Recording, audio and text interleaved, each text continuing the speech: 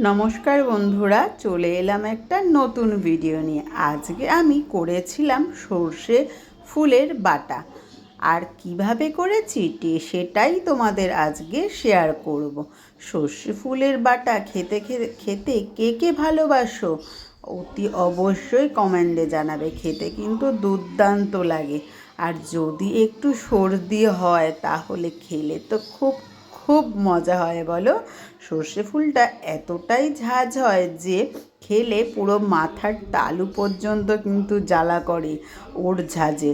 দারুণ হয় কিন্তু, আর খুব খুব টেস্টিও হয়।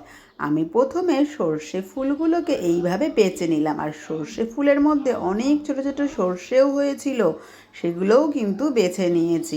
তারপরে একটা বাটিতে জল নিয়ে বেশ আধ ঘন্টা মতো ফুলটাকে ভিজিয়ে রেখেছি। তারপরে ভালো করে ধুয়ে নিয়েছি। এদিকে একটা ফ্রাই প্যানে অল্প একটু 1 চামচ মতো জিরে ভেজে নিয়েছি, আর সেই ফ্রাই প্যানের মধ্যেই দিয়ে দিয়েছি 3 চামচ মতো সর্ষের তেল দিয়ে তার মধ্যে আমি দিয়ে দিয়েছি সর্ষে ফুলগুলোকে, আর তার সাথে দিয়েছি 2টো লঙ্কা আর পরিমাণ মতো নুন দিয়ে বেশ করে নাড়াচাড়া করে প্রায় ওই 5-7 মিনিট হালকা স্টিমে চাপা দিয়ে রাখবো। আর চাপাটা খুললেই দেখতে পাবে সর্ষে ফুলগুলো একদম কিন্তু নেতিয়ে অল্প একটু হয়ে গেছে। আর সর্ষে ফুলের রসটা পুরোটাই মরে গেলে তারপরে সেটাকে আমি বেটে নেব।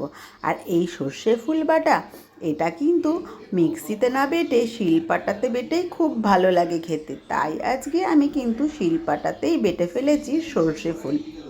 প্রথমে জিরেটাকে একটু বেটে নিয়েছি, আর তারপরে সর্ষে ফুলগুলো দিয়েছি, আর তার মধ্যে দিয়েছি 1 চামচের একটু কম সর্ষে। একসাথে কিন্তু বেটে নেব, লঙ্কা দিয়ে, সর্ষের ফুল দিয়ে, আর গোটা কালো সর্ষে দিয়ে বেশ ভালো করে কিন্তু 2-3 বার মিক্স করে বাটবো। বাটার পরে এর মধ্যে আমি দিয়ে দেব পরিমাণ মতো একটু মিষ্টি দিলে কিন্তু স্বাদটা খুবই ভালো লাগে বন্ধুরা। আর যারা মিষ্টি পছন্দ করো না তারা মিষ্টি দেবে না। আমরা একটু মিষ্টিটা খেতে ভালোবাসি, সেই জন্য কিন্তু মিষ্টিটা দিই। এটা কিন্তু স্বাদের একটা ব্যালেন্সও করে।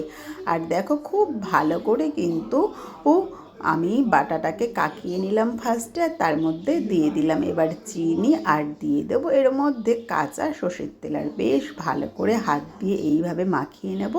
আর রেডি হয়ে গেল আমার সর্ষে ফুল বাটা।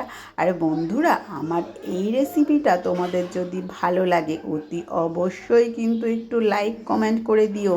ফেসবুক থেকে দেখলে আমার পেজটা ফলো করে দিও, আর ইউটিউব থেকে দেখলে একটা সাবস্ক্রাইব করে রেখো নতুন ভিডিও পাওয়ার জন্য।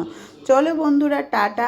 আবার দেখা হবে নতুন কোনো অন্য ভিডিও নিয়ে, নতুন কোনো অন্য ভালো কিছু রান্না নিয়ে। টাটা, খুব ভালো থেকো তোমরা।